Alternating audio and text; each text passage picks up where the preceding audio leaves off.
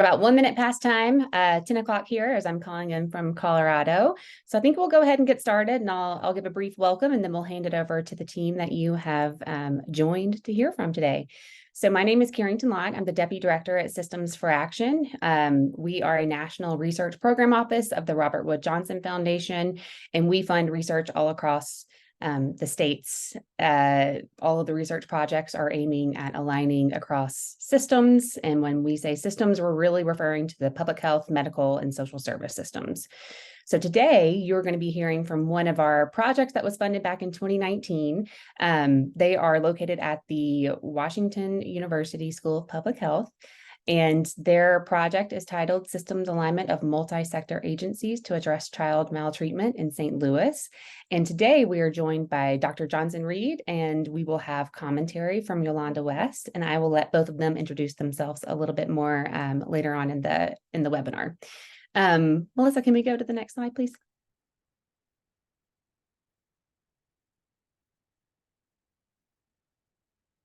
Perfect. Thank you. So today you're hearing from me. This is the welcome. We'll hand it over to the team next so you can hear a little bit more about their research project and hear some updates as they haven't presented in about a year. So you'll get to hear about what's been going on in that past year. And then we will reserve time. Well, after Dr. Johnson Reed presents, we'll have Yolanda West provide some commentary on the project, talk about the importance of the research and how the community is using the findings. And then we will reserve some time for Q&A at the end. So if any questions come up during the presentation, please feel free to locate the Q&A box at the bottom of your Zoom screen, pop your question in, and we will make sure to address it at the end of today's session. And then also, this is a reminder that all of these sessions are recorded, and we will email out the recording as well as a PDF of the slides after today's session. So let's get to the meat of the presentation. I'm going to hand it over to Dr. Johnson Reed, and she can give us some wonderful updates. Thank you. Thank you.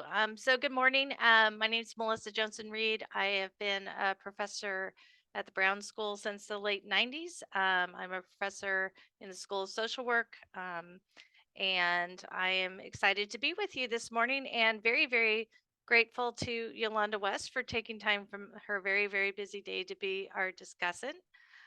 Yolanda, do you want to say a word about yourself and say hi? Hello, everyone. As she stated, I'm Yolanda West. I work for Vision for Children at Risk, and I'm the program director of one of our initiatives. We have 3 initiatives, and which is PACT-STL, which we're going to talk more about today. Happy to be here.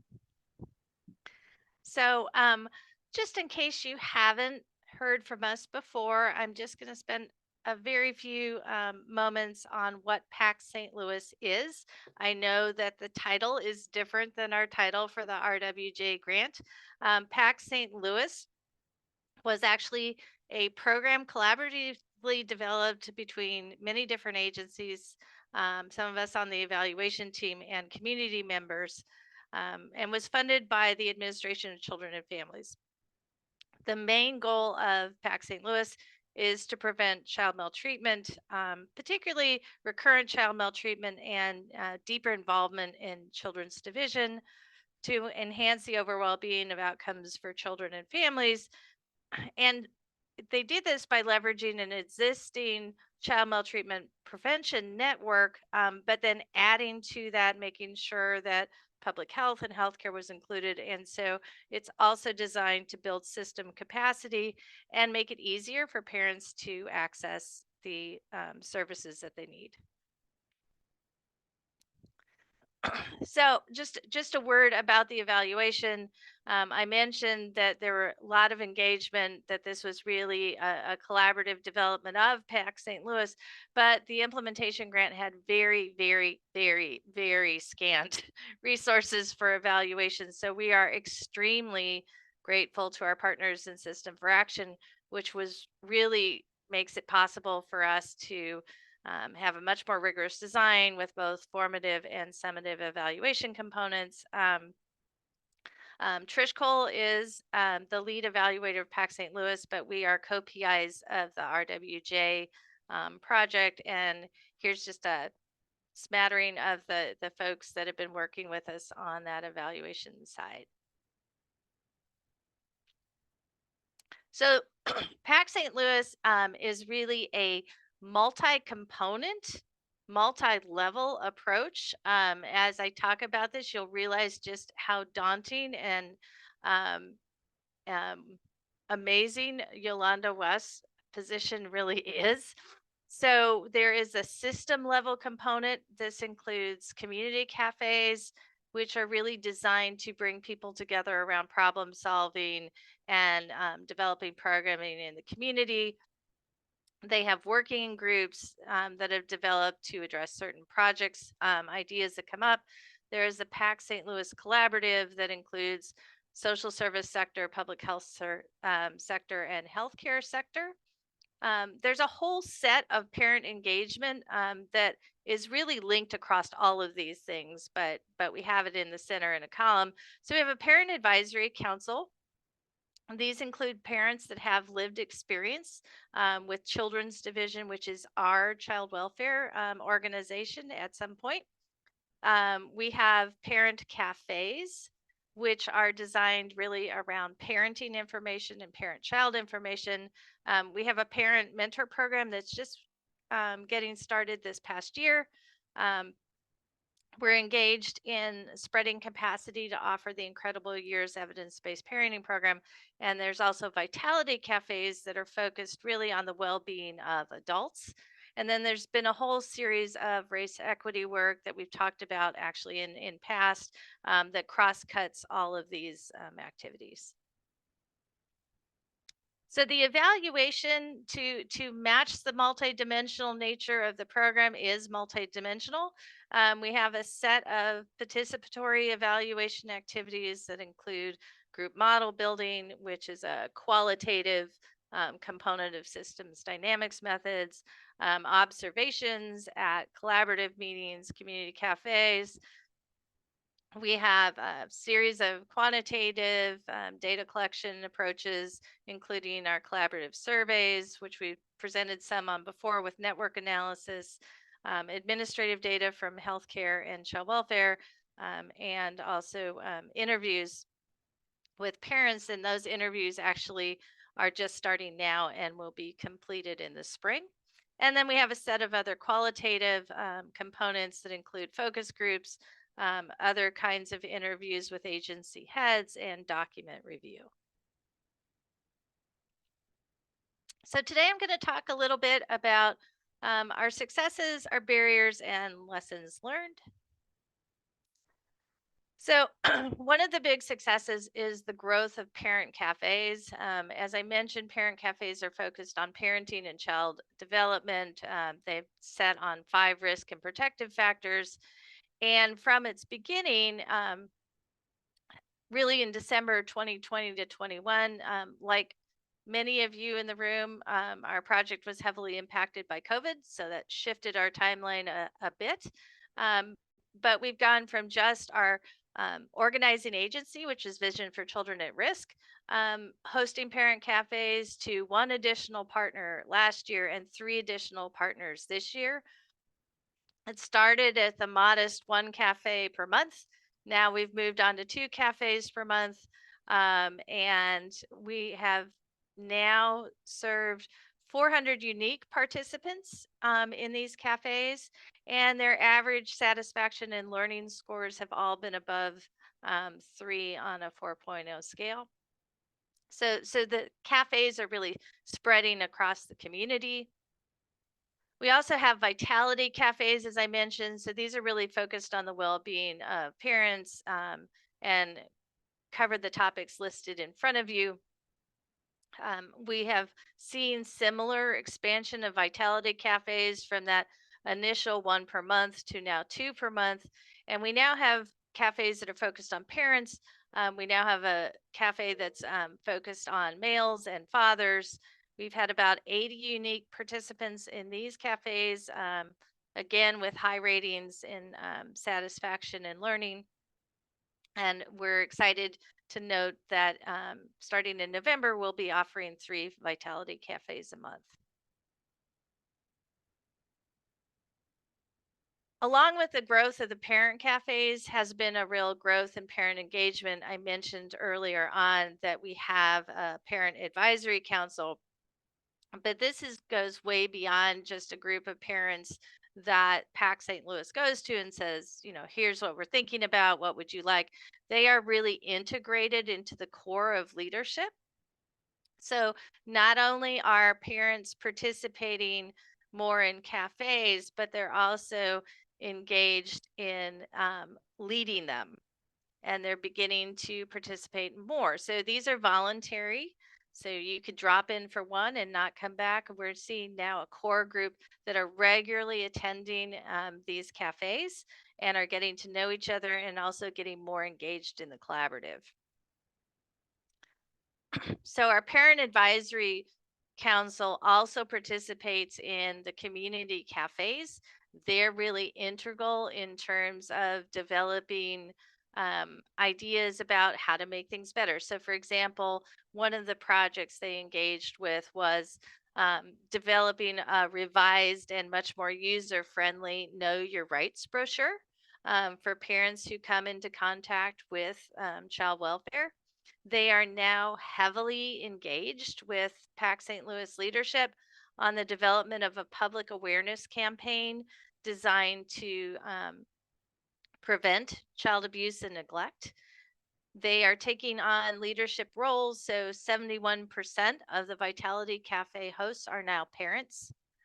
They serve as table hosts, which are sort of discussion leaders at the parent cafes and the Vitality Cafes. And our parents have moved from parent advocates to actual staff members. So I mentioned early on that we have a family mentoring program. For those of you who might be more in the healthcare sector, you might think of this as similar to what's been sort of healthcare navigators. So they are designed to be navigators and coaches for families at risk of or reported for alleged maltreatment. So it's been really exciting to see the enthusiasm, the engagement, and the spread of um, parent engagement in their own communities as well as PAC St. Louis.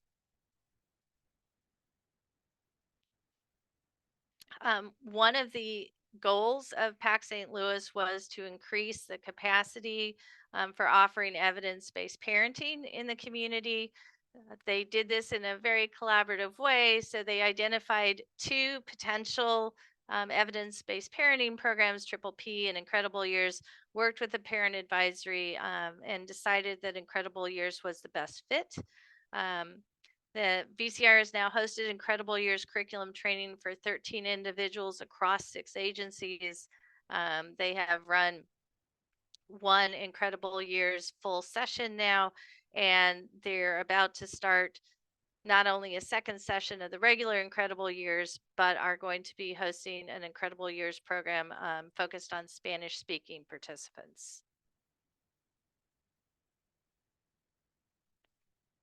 So agency collaboration, one of the things that we have discovered is that the group model building has worked very well in terms of eliciting feedback on how people see the collaboration developing. So we've been asking a lot about key facilitators and barriers. In the first wave, very early on in implementation, people mentioned resources, relationships, motivation to collaborate, lack of collaboration, infrastructure. We've seen some changes in wave 2, which happened at the very beginning of the summer, where people are sort of starting from a place that, oh, we have a collaborative infrastructure, but now we're talking about adaptability and creativity, thinking about technology limitations and infrastructure around data sharing, more engagement activities, effective uses of funds, staff shortages and turnovers, which I'll come back to a little bit later, and low in-person engagement, which I'll also come back to a little later. And then so our team put together basically 4 stories of PAC St. Louis collaboration, increased engagement with the collaborative itself, increased availability of funding, somewhat related to COVID, increased engagement in racial equity work, and ongoing staff and leadership turnover. So wave one takeaway, the collaborative should invest in increasing transparency and collaboration, investing in upstream activities, data partnerships. Wave two takeaway was engagements with the collaboration was increasing over time, at least for public health and social service sectors. But many of the barriers remain between waves, particularly around funding, sharing, and staffing. So on to barriers. So it was great that PAC St. Louis was able to pivot to virtual during COVID, to continue to meet and to develop collaborative activities and even to have cafes. However, post COVID, PAC St. Louis participants, both parents and communities, staff members, have not had a real strong interest in returning in person. Parent participants have really decided they don't want to come back in person at all, and collaborative members have moved to a one in-person meeting per year. So one of the discussions that is arising is sort of around the depth of parent and member engagement prioritized over quantity, and maybe the things that are both advantages of virtual delivery, but also sort of the disadvantages of not having those informal contact moments, and discussions that you might have if people were in person.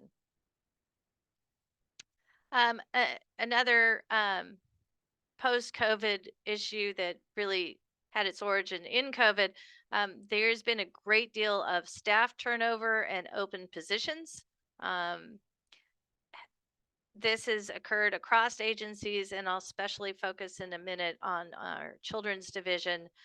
But one thing we noticed, really is that it is totally natural that our medical healthcare agencies, pivoted to addressing COVID and the pandemic.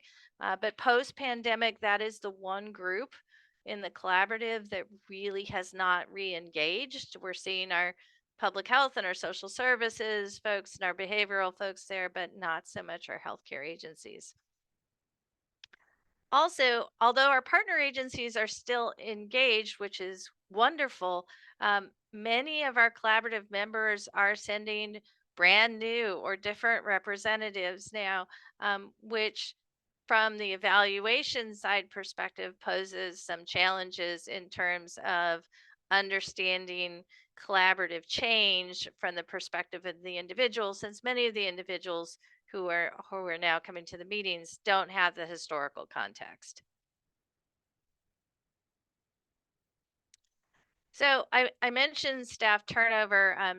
Children's division has been hit particularly hard. I would say they were never completely staffed, even prior to COVID, but during COVID experienced an enormous amount of turnover and remains at a very low organizational capacity level. I think last time I checked, we had almost 140 positions open in the state. This has affected both the means of implementation as well as evaluation. So, for example, I would like to be presenting some data today on our aggregate child maltreatment report counts for our target zip codes, but their staffing issues are not just staffing in the field, but also staffing in their data and their administration areas. And so that has been a challenge. We are working on that actively, and it is not an administrative unwillingness, but literally their ability to engage. The other thing that's really impacted is the original design for the family mentors was that the children's division field staff would be passing along referrals to the family mentors in PAC St. Louis. This just has not been feasible given how inundated they are with cases and their low staffing. So in the interim, our family mentors worked with other collaborative partners to begin the process of engaging with families. And most recently, we've developed a new design. Our children's division is going to offer office space. So our family mentors will actually have office hours in the children's division and do face-to-face interaction with families rather than waiting for the children's division to pass off cases to them. This is a particular challenge not to PACT St. Louis, but for the evaluation team. We would be normally recruiting parent interview participants from things like the parent cafes, for example, or the parent advisory council meetings. Virtual recruitment is a little more difficult. So you might imagine if you were attending a parent cafe that you might spend some time afterwards milling about, having conversations, grabbing a cup of coffee. Would allow our team then to interact and do consenting in person. But what happens virtually is when the meeting is over, people push the button, right? And you leave your meeting room. And so we are developing other ways of reaching out by phone. But our virtual recruitment is taking much, much longer than prior in person recruitment has. So, again, we're going to do this and we're going to have these interviews done, but stay tuned for the spring. Okay, and some last thoughts on overall lessons learned. A mixed methods approach has been extraordinarily important for this kind of project. So it's should be clear now at this point that there are many, many moving parts to this. There are many layers to this, from the community to the collaborative to the parents to the on the ground interventions within agencies. And with COVID and the turnover, having all these different pieces of information have been really critical to try to tell the story of what is happening on the ground. And I think if we'd done a traditional kind of pre-post follow-up kind of interview or something like that, we just wouldn't be capturing the dimensions that I think are going to be key to sustainability and key to replicating this model in the future.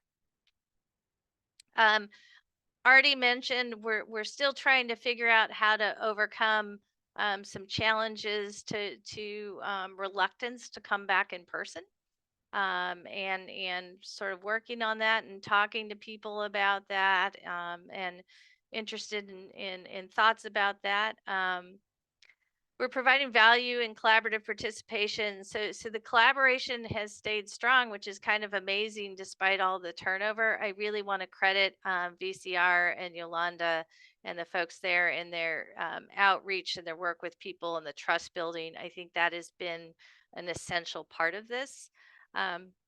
Again, mentioned our healthcare sector appears harder to keep engaged post-COVID. And so although we've got this robust collaboration, it has remained mostly in the social service, behavioral health, and public health sectors. And then finally, just the importance and just sort of the wonder of investing in parent leadership and development is just a real strong lesson learned. I really feel this is key both to making an impact, to engaging further members of the community, but also to the sustainability of these efforts. And they have been amazing and continue to do amazing things, and it's been sort of a real privilege to be able to observe that. So I'm going to pass it off to my friend Yolanda West. You should all be in awe of her now that I've talked about all these things going on. And I so appreciate your time and being willing to be here with us. Good afternoon. Thank you so much, Melissa, for everything that you shared with us. But we wouldn't be able to do this without our community and our parents. She stated, Yolanda West, director here at Vision for Children at Risk. And the initiative that we're working with is PACT-STL, of course, what we've been talking about. And I just want to say that we know that with any new business, it's just what they say in the community, that it takes 5 years for you to start seeing results, to start seeing a profit. And that's right where we are right now. And we did it even in the middle of COVID. VCR has been a staple in the community for over 30 years. And we have 3 different initiatives. And this particular initiative, of course, focuses on the coordination of foster care services, the prevention or reduction of youth within the foster care system, and then the support of our families' well-being. And we do that through the protective factors, which is through our parent cafe, which is our main way of prevention within the community. And this just continues to grow so much within our community. And we can also see families that we know that have had investigations. They are very active in our parent cafes, and their children have remained in their homes and remain safely in their homes. We've also had some learning. Of course, we're utilizing our data. We know that our parent voice is paramount. So we take our data to our parent advisory council, especially when we see a concern. Like, for instance, we saw a concern with parent cafes that they weren't completing like the complete series. There's 3 sessions that make up a series that we make sure all of the protective factors are covered in that series. And we took that idea, took the data and shared that with our parents. And that's how we started having evening cafes. We started having some in the community. We were doing some at shelters. We were connected with one of our teen mom homes. And then we started our dad's cafe. And one other thing we did was we started, instead of having one every month, we started having the whole series within the month.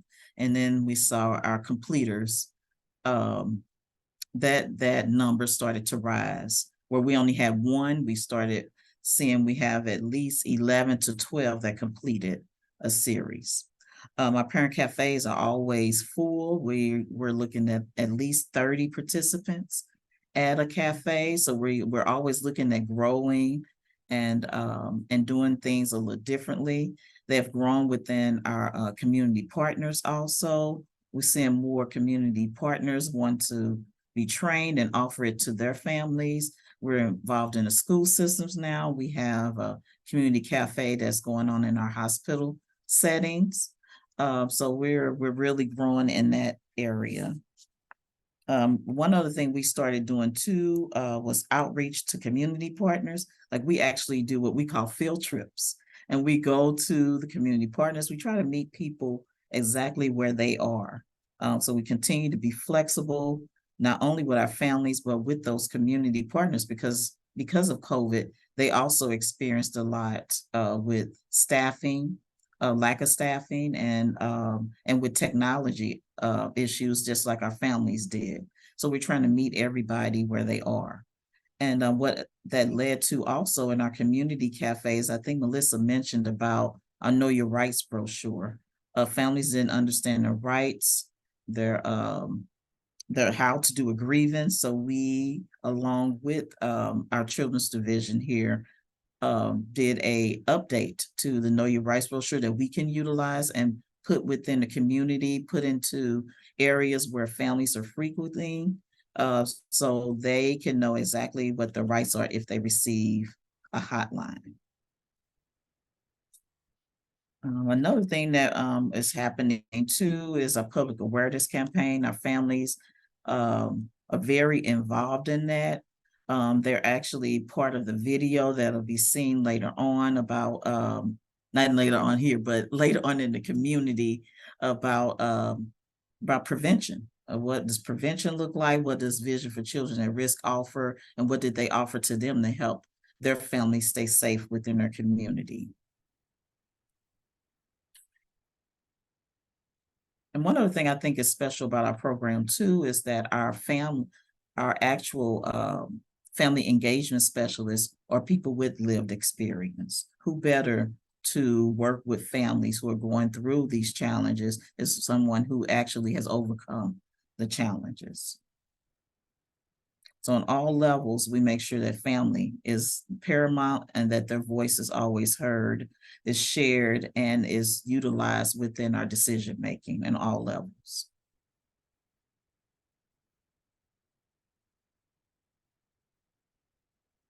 I think that is it I have for today. Thank you so much, Yolanda. Before I jump in to kind of move us into the Q&A section, I just want to make sure that Dr. Johnson-Reed doesn't have anything else to add at this point. I didn't want to jump in and cut you off if you had something. No, that was wonderful. No, Great. Okay. Thank you so much. Thanks for the presentation and the update on your research project. And Yolanda, it's always wonderful to hear from the community directly on what's going on and how you're involved in the project. So thank you so much for joining to provide some important discussion. I particularly like hearing updates from your project because I know that we were in a lot of close discussions as COVID was happening, and your project was really impacted because of the in-person aspect and the parent collaborations that were a part of this project. And so it's really great to see that a lot of those collaborations are coming back. And although it's not perfect and there might be some issues with staff turnover and those kind of things, it does seem like it is telling that your project is very important to the community because it is weathering the storm and is still happening post-COVID. I invite anyone to add any questions that they might have to the Q&A box here. I do see that we have one comment that I'm going to kind of turn into a question here, but Peter Dawson says that he is puzzled by the word cafe. And I imagine there was a lot of strategic conversations happening with the terminology that you decided to use in this project, but would you, either one of you or both of you, like to talk about how the term cafe came about? It's actually a Be Strong Families terminology. But when you think of like a a cafe setting, is somewhere that's warm, is welcoming, and is completely free for anybody to be able to voice their opinion. So if you go to Starbucks, you feel great, you get your coffee, you can actually sit around and chat. So think of it that way. And just think of it that, and what it is that you have one person who's kind of the leader in that group, and there's 4 other parents. They actually get to choose what question that they want to talk about. So it's a democracy type of setting, and everybody feels free and safe. So when you go to Starbucks, you feel free and safe to get that bagel, to get that coffee. And it's the same thing within our parent cafes. They feel free, they feel safe. Everyone has the same agreements, and everybody respects everybody. And you're not there to give advice. You're there to be able to express yourselves, to be able to get support, and sometimes it's just great to know that somebody else is going through what you're going through. And then they leave with tools to use when they go home. So hopefully that helps explain that. And just to add, like early on when PACT St. Louis was being developed, the other concern was making sure things have names that have no stigma attached to it, that people aren't telling their neighbors that they're going to a parenting class or or a discussion of community problems. So I'm going to a cafe, I'm hanging out with other parents, and I'm learning some things and I'm getting to know people, and it's just a much friendlier way to approach things. And I think just in experience in other projects, having that very friendly, welcoming face also helps if a family needs more intensive parenting assistance, like through incredible years, for example. They've already sort of been welcomed into the group. They trust VCR, they trust, the agencies, and it's that much easier than to engage in other aspects of services they might need. Wonderful. Thank you both so much. I don't see any other questions, but I do have one myself, and I was just wondering if you wanted to touch on maybe the sustainability or longevity the cafes piece post the Systems for Action research project? So and Yolanda, feel free to step in. I think one of the advantages of the cafe model is it's very low cost. So there, once people sort of know how to run it, it's very easy for it to quote unquote go viral in a community and develop. The evaluation component to it might be a little harder to sustain, but also people are sort of getting used to, oh, let's have feedback. How did that go? How did that? So I'm actually um, pretty hopeful, even without ACF funding, that the cafes have taken such root in the community, and there's so many other agencies that are prepared to host the model and to train parents that is one of the components I see being very strong afterwards. Yolanda, do you have? Now, VCR, we're committed to the cafe model, and we were already actually doing it in a different project before. And so it's just continued along. And so it's one of the other projects, they also have parent cafes and vitality cafes. So this is something that we are committed to doing. Wonderful. Thank you both so much for touching on that. I do see another question that's come into the question and answers box from Robert Hickman. How do you address mistrust and fear of being open?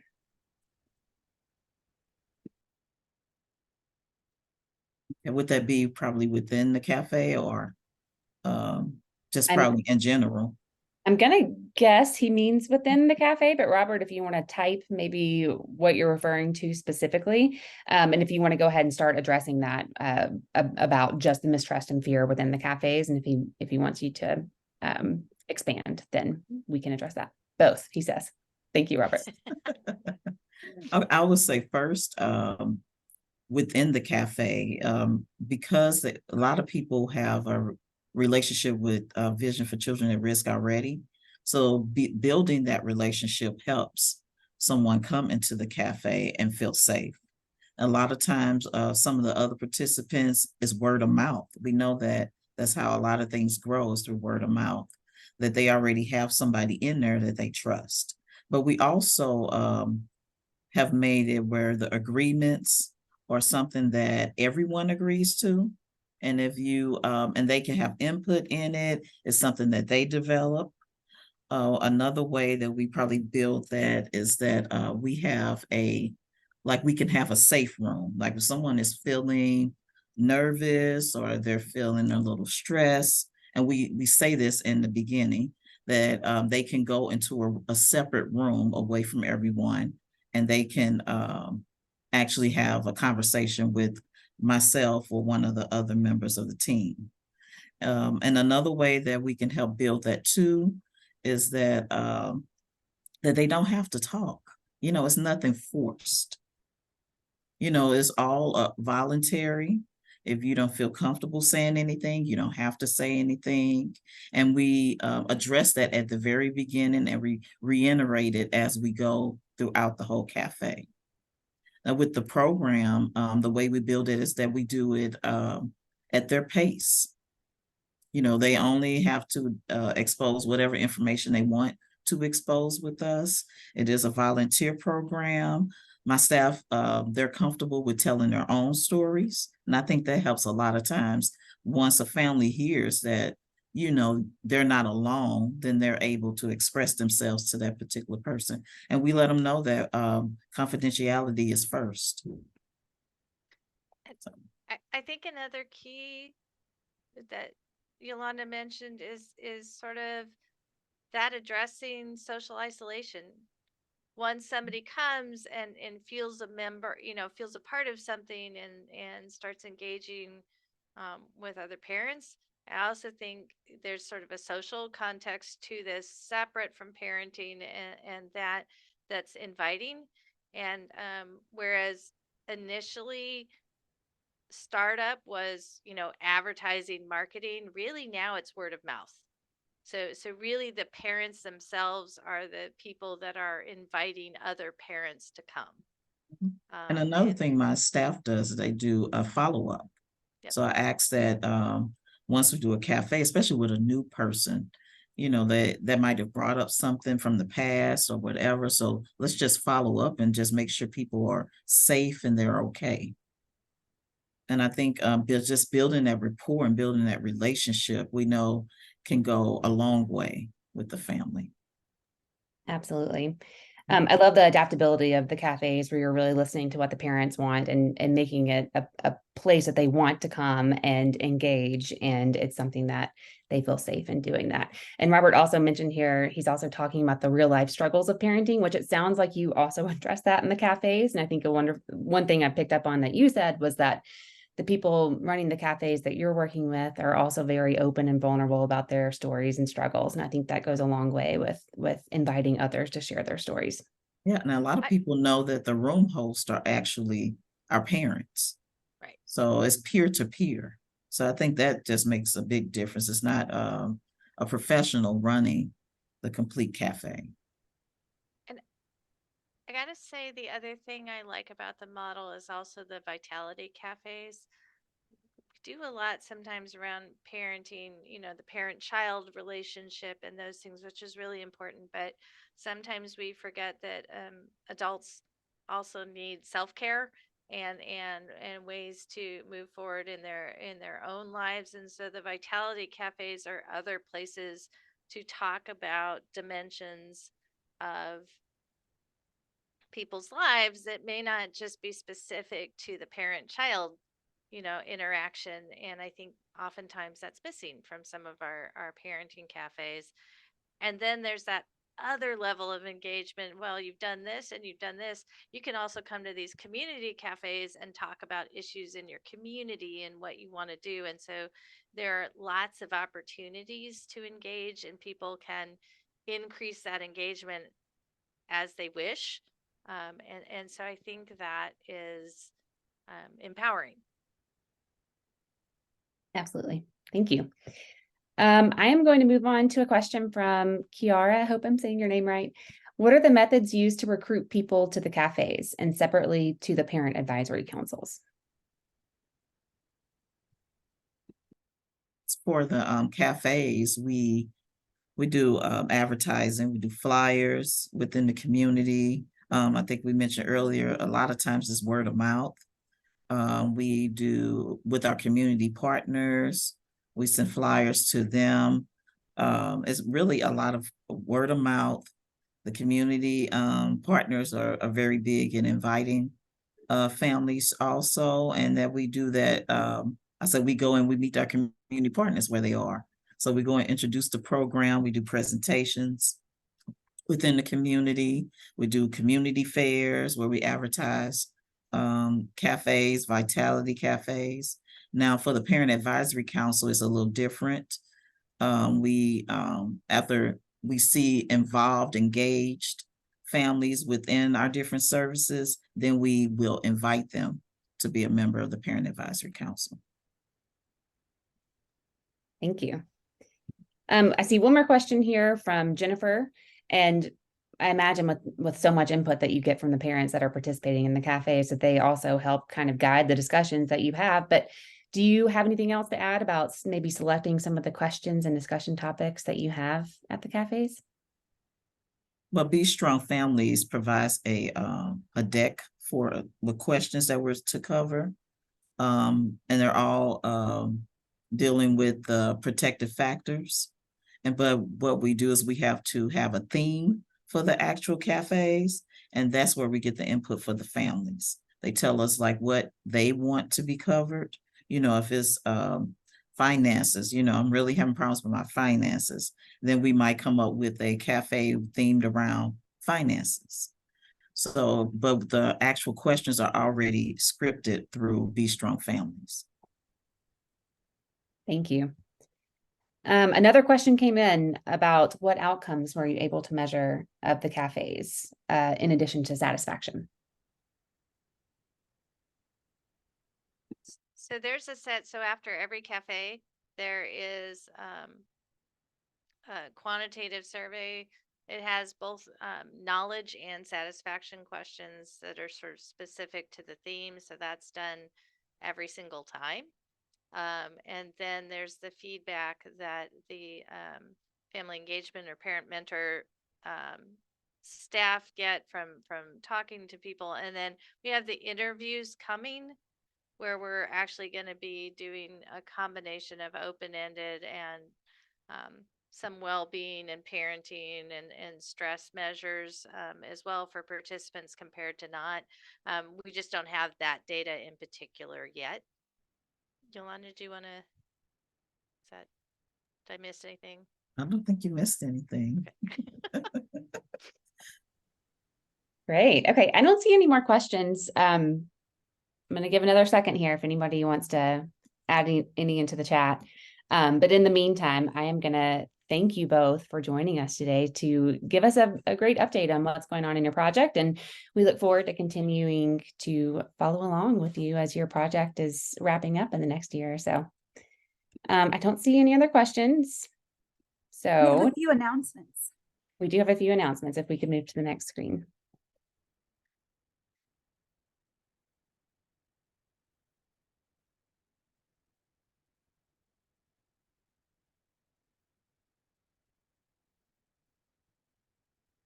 So this is kind of a sneak preview. We are anticipating releasing our next call for proposals in mid-December.